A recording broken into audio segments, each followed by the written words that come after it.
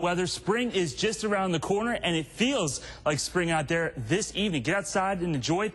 Temperatures are into the mid to upper 70s. I'll let you know how long these spring-like conditions will last coming up. Thanks a lot, Nathan. Tonight, a funeral processional and memorial service for the U.S. Marshal killed in the line of duty. Josie Wells was remembered in a memorial service open to the public this afternoon at Black Chapel Missionary Baptist Church in Jackson. He was killed in Louisiana after pursuing a suspect. Investigators say Jamie Kroom shot Wells in the neck. Wells died Tuesday in the hospital. Kroom, who was also shot, died from his injuries on Wednesday. Wells attended Jackson State and his family along the Mississippi Gulf Coast.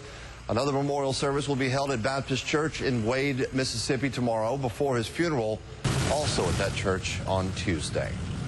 JPD working the scene of an 18-wheeler wreck. It happened just after 3 on Woodrow Wilson right off of Morton Avenue. An 18-wheeler and a sedan collided. No word on what caused that wreck tonight. New tonight, residents in one Jackson apartment complex frustrated after they spent most of the weekend without water. 16 WAPD's Hadas Brown is live at the Sunset Apartments on Sunset Drive. That's right, Scott. Nearly 2 days without water here at the Sunset Apartments. And when it came back on, you can check it out. It started to leak. You can see down here in front of us, it's flowing onto the sidewalks and into the grass. Now, residents say the water was out Thursday night through Saturday night. And tonight, some say their hot water still isn't working. No water. Can't wash dishes. Can't cook. Can't use the restroom. Nothing. Can't use the restroom. Having to buy water to pour down the toilet. That's not good.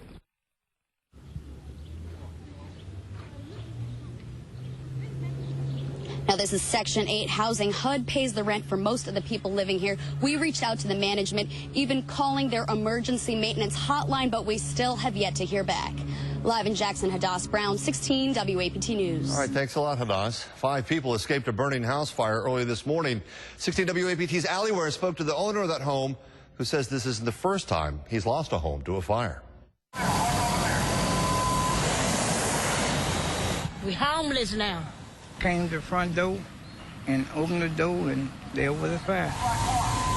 James May watched his home burst into flames early Sunday morning, a home he says he shares with anyone in need. I help people, you know, that question be homeless or need a place to stay, you know. He's never turned anyone down.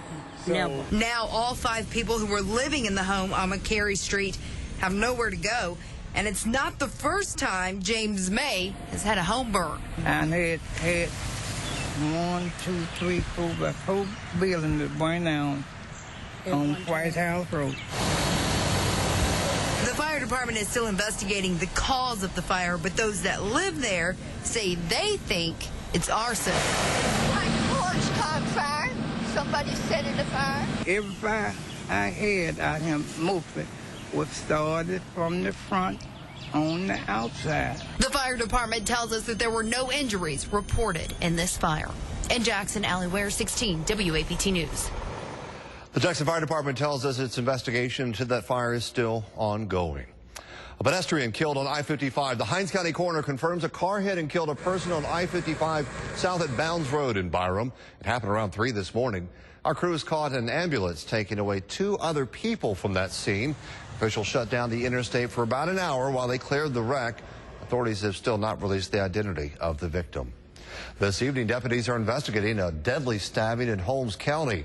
The sheriff says 30-year-old Harry Sly stabbed and killed his girlfriend, Joyce Gibson. It happened just after 9 last night at a mobile home north of Lexington. Deputies say Sly fled the scene and stabbed 2 more people. They had to be taken into surgery. Police tracked the suspect down and arrested him. They've charged him with murder and 2 counts of aggravated assault. Simpson County deputies continue to search for a missing 15-year-old. They say Hallie Marie Rankin went missing March 10th. Deputies say someone spotted that teenager near Highway 13 close to Rankin County. She was last seen wearing a white T-shirt and some orange shorts. Call the Sheriff's Department if you can help track her down. Real estate heir Robert Durst is in custody. He was apprehended late Saturday night in New Orleans, less than 24 hours before a 6-part HBO documentary examining his life is set to conclude. As Andy Rose reports, this isn't Durst's first run-in with the law. Authorities arrested Robert Durst in New Orleans Saturday on a Los Angeles County warrant. The real estate heir is the subject of the HBO documentary series The Jinx. The show has looked at whether Durst was involved in the 1982 disappearance of his wife Kathy and the 2000 unsolved slaying of his friend and crime author Susan Berman. She was shot to death in her home in Beverly Hills. The Los Angeles County District Attorney reopened the Berman case last week. The Jinx website suggests the show may have persuaded authorities to give it another look and connect the death to Durst.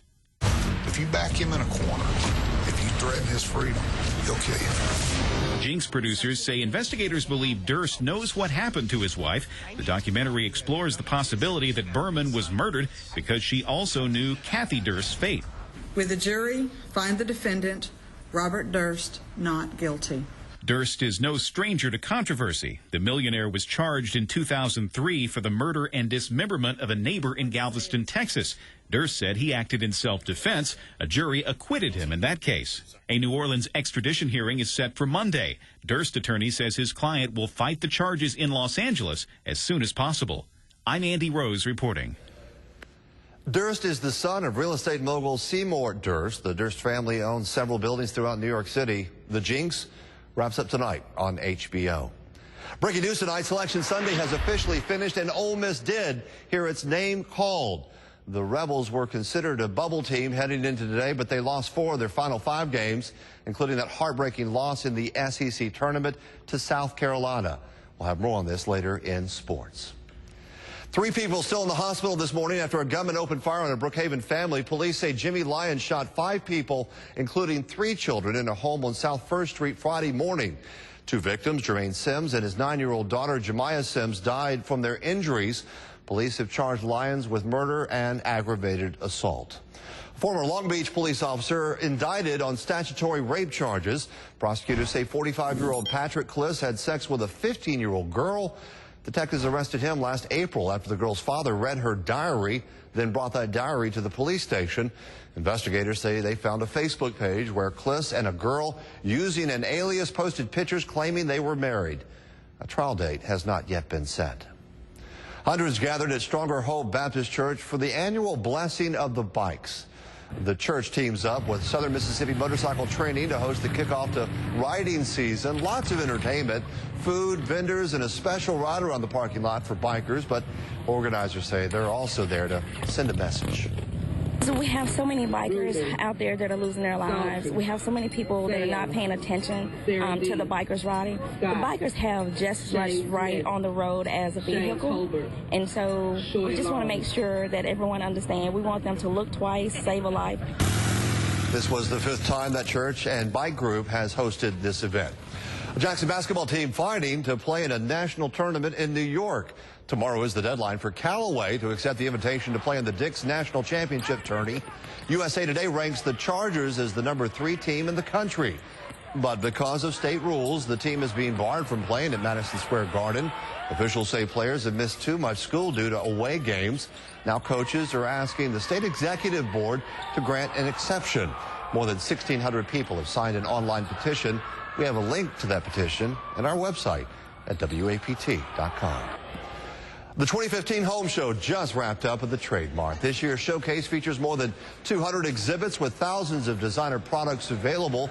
Organizers say they had close to 5,000 people attend last year.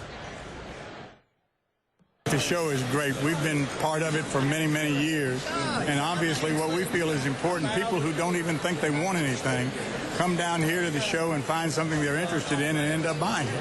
So it's great for Jackson. It's great for the people who are building, thinking about building, or just remodeling. Yeah, 16 WAPT is a proud sponsor of this year's Home Show. Several calls into our newsroom today asking about a gas-like odor in North Jackson. Robert Leslie with Atmos Energy says the smell is not a gas leak. It could be coming from a new biofuel plant on Bowling Street. Leslie says one of the elements in the biofuel process actually puts off a rotten egg smell. He says his crews have responded to more than 150 phone calls since the new plant opened. Atmos says if you smell something, they still want you to call them so they can come out and check it out. Police in Ferguson arresting the suspected gunman from this week's shooting. What authorities say happened. And a cyclone ripping through a tiny island nation. How one resident describes the chaos. And with this warm weather, you might be thinking it's time to start planning. Well, the average last freeze occurs tomorrow, March 16th. However, we